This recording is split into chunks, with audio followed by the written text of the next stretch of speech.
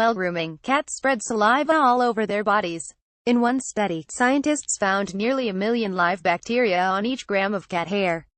Photograph by Mitsuaki Iwago, Minden National Geographic Creative. When Julie McKenna arrived at the hospital in Mildura, Australia, in 2007, she could barely speak. Her arms and legs were cold and mottled, and her face was turning purple. Doctors quickly determined that Julie was in septic shock. Bacteria in her bloodstream were attacking her from within. Even after starting on antibiotics, the purple kept spreading, and her organs began to fail. Eventually, parts of her arms and legs began turning black. She had been hospitalized for more than 2 weeks before doctors were able to identify the bacteria in her blood.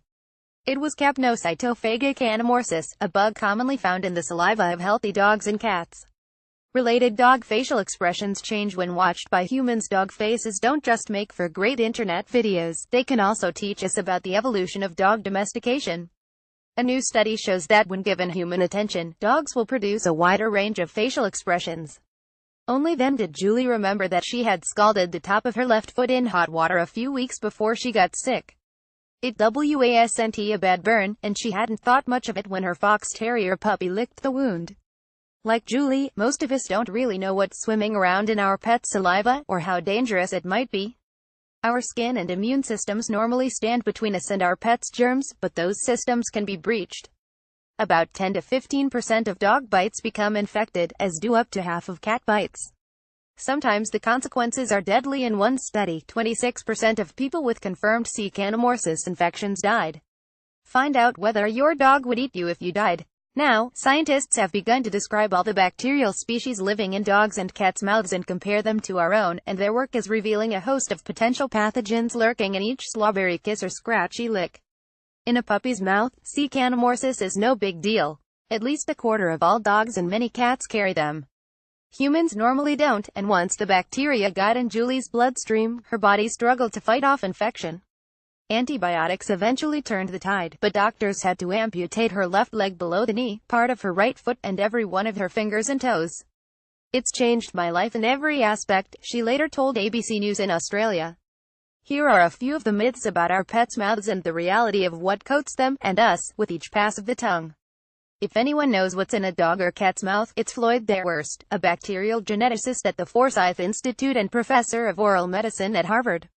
Derwurst pioneered the study of the oral microbiome, all the bacteria that live in the mouth, in humans, dogs, and cats. About 400 to 500 bacterial species are common and abundant in the human mouth, he says. So far, Derwurst and his colleagues have identified around 400 kinds of oral bacteria in dogs and almost 200 in cats, and Derwurst expects more will be found with further study.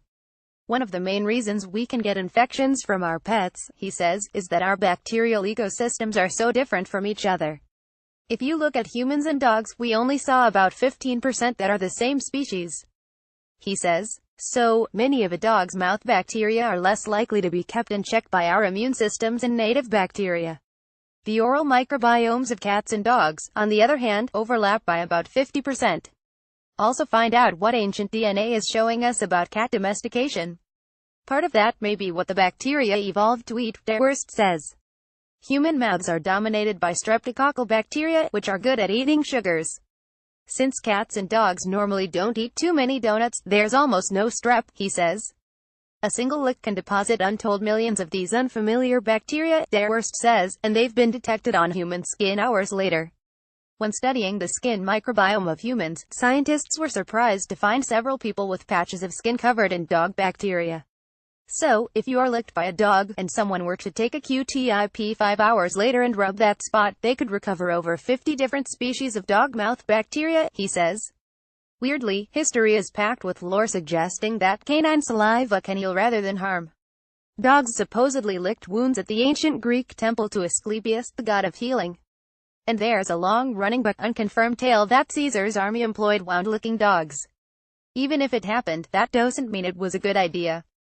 There are several antibacterial compounds in dog and cat mouths, including small molecules called peptides, and in humans' mouths too. But your pet's tongue is not a magic source of germ killers. You wouldn't want to rely on these compounds to sterilize an area, Derwurst says. Plenty of bacteria thrive in the mouth despite their presence.